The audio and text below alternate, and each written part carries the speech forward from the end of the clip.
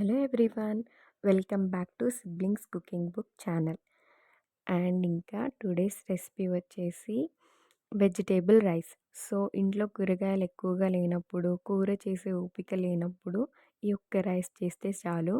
ఇంకా పిల్లలకైతే లంచ్ బాక్స్లో ఇలానే రెడీ అయిపోతుంది 10 మినిట్స్లో. ఒకసారి మీరు కూడా ట్రై చేయండి ఈ వెజిటేబుల్ రైస్ని.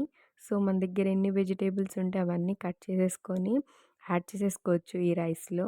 సో రెసిపీలోకి వచ్చేసరికి ప్యాన్ హీట్ అయ్యాక 2 table spoonful of oil add చేసేసి లో ఫ్లేమ్లో కొద్దిగా ఆయిల్ హీట్ అయ్యాక దాంట్లోనే గరం మసాలా, ఇలాచీ, లవంగాలు, దాల్చిన చెక్క, కరివేపాకు, ఇంకా బిర్యానీ ఆకు, ఆనియన్స్, పచ్చిమిర్చి అన్నీ యాడ్ చేసేసి హీట్ అయ్యాక దాంట్లోనే క్యారెట్ ఇంకా ఆలు కూడా యాడ్ చేసేసాను.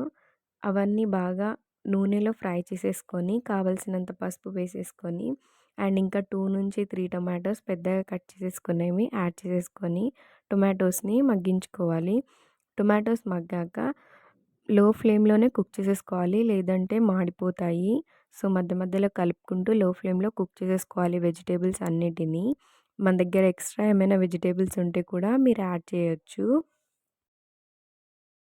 వెజిటేబుల్స్ అన్నీ మగ్గాక టేస్ట్‌కి సరిపోయినంత సాల్ట్ యాడ్ చేయాలి. సాల్ట్ యాడ్ చేసి స్లోగా కలుపుకొని ముందుగానే నానబెట్టి ఉంచుకున్న బియ్యాన్ని యాడ్ చేసుకోవాలి. నానబెట్టడం వల్ల రైస్ అనేది పొడి పొడిగా వస్తుంది. సో ఇలా నానబెట్టుకొని రైస్ యాడ్ చేసేసుకొని స్లోగా కలుపుకుంటూ వెజిటేబుల్స్లోకి యాడ్ చేయాలి. అండ్ ఇంకా మూత పెట్టేసి రైస్ ఇంకా వెజిటేబుల్స్ ఒక 10 మినిట్స్ మగ్గించుకోవాలి. అలా మగ్గించుకోవడం ద్వారా రైస్ అనేది వెజిటేబుల్స్ ఫ్లేవర్స్ తోటి టేస్టీగా కుక్ అవుతుంది. సో అలా కుక్ అయిన తర్వాత 2 కప్స్ ఆఫ్ రైస్కి 3 కప్స్ ఆఫ్ వాటర్ యాడ్ చేసేసుకొని కలుపుకొని అండ్ ఇంకా మూత పెట్టేసి లో ఫ్లేమ్లోనే కుక్ చేసేసుకోవాలి. లో నుంచి హై, ఫస్ట్ హైలో కుక్ చేసేసుకొని ఒక 5 మినిట్స్, దాని తర్వాత ఫ్లేమ్ లో పెట్టేసుకోవాలి. ఇంత బాగా రెడీ అయిపోతుంది మన వెజిటేబుల్ రైస్.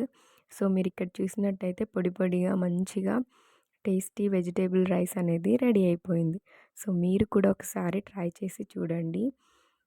ఇలా ఉంటుంది రైస్ అయితే. అండ్ ఇంకా దీనికి కర్రీ కూడా అవసరం లేదు, ఉట్టిగానే తినేయొచ్చు, అంత టేస్టీగా ఉంటుంది.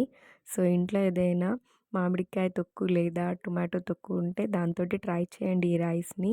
అండ్ ఇంకా రైతా అయితే బెస్ట్ కాంబినేషన్ ఈ వెజిటేబుల్ రైస్కి.